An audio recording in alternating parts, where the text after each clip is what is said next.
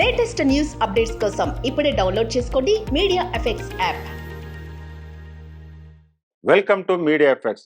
Stylish star Allu Arjun కు world wide ఉన్న following గురించి చెప్పనక్కర్లేదు.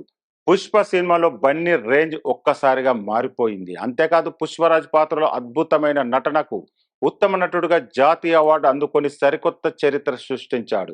ఈ మూవీతో పాటు భారీగా రెమ్యునరేషన్ కూడా పెంచేశాడు బన్నీ.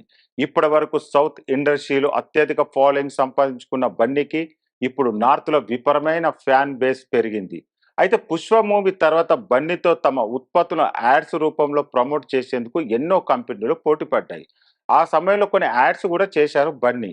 కానీ ఓ అంతర్జాతీయ సంస్థకు ఆఫర్ మాత్రం సున్నితంగా రిజెక్ట్ చేశారంట. సదరు సంస్థ నిమిషం యాడ్ కోసం 10 కోట్లు ఆఫర్ చేసినా అసలు చెయ్యనని చెప్పేశారంట. ఇంతకు బన్నీ ఆ డిసిషన్ ఎందుకు తీసుకున్నారో తెలుసుకుందాం. అల్లు అర్జున్ కు తెలిసిన పొగాకు బ్రాండ్ టెలివిజన్ వాణిజ్య ప్రకటన ఆఫర్ చేసిందంట. అందుకు సుమారు 10 కోట్లు ఆఫర్ చేశారంట.